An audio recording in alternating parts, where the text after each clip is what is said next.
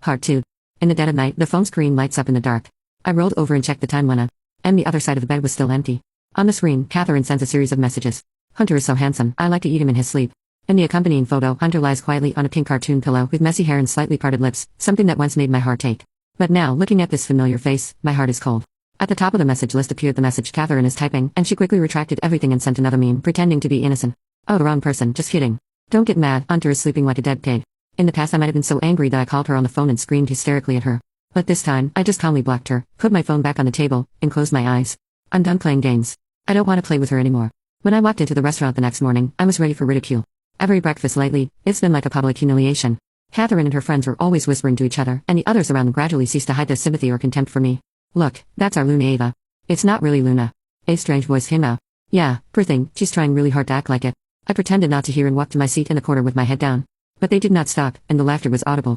Then Catherine walks in with Hunter on her arm. She stumbled on purpose and leaned to one side. Hunter quickly picked her up and pulled her steadily to her feet. She smiled shyly and leaned into his arms. Then she glanced at me with a look of satisfaction on her face. There was a murmur and a snicker all around, as if it were a play they relished. Hunter ignored me and sat on his own, while Catherine continued to attract attention. I clenched the cutlery in my hand and tried to look calm. But when Hunter called my name in a low, cold voice, I knew it was just the beginning. Ava, come here. We need to talk. Eyes all around me turned to me. I took a deep breath, stood up and followed him to a small room next to the dining room. As soon as the door closed, he turned, his eyes so cold that I shuddered. Why didn't you contact me last night? Not even a text. I looked up and tried to keep my voice still. Why should I contact you? Isn't Catherine with you? You don't need me. His face momentarily darkened, and he grabbed me by the shoulder in a deep, dangerous voice. You're my partner, don't pretend it doesn't matter. You really don't care that I didn't come home last night. I wrenched his hand away and took a step back, cold in my eyes. Hunter, you made your choice. If you choose her, that's your business. Just don't. Before I could finish, my hand touched something on the table. I looked down and between my fingers was a piece of pink lace Catherine's underwear. Hunter's face went pale, his lips moved, but he said nothing. I sneered and threw my underwear back on the table, my voice as cold as a knife blade. If there's nothing else, Alpha, I'm going. He seemed to want to say something, but I didn't give him a chance. I just turned away. When I got back to the restaurant, I picked up my phone and flipped through the messages from my lawyer.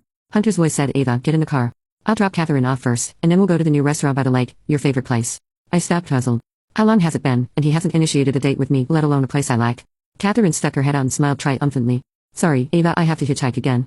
I ignored her, just looked at the taxi parked on the side of the road, pulled open the door and got in. Take your time. I have other plans. Through the car window, I saw a mixed expression on Hunter's face and Catherine's smile stiffen. I closed my eyes and followed the taxi away, saying goodbye to the wolf building behind me. I am Ava, but as of today, I am no longer his Luna. I may have lost him, but I have finally found myself.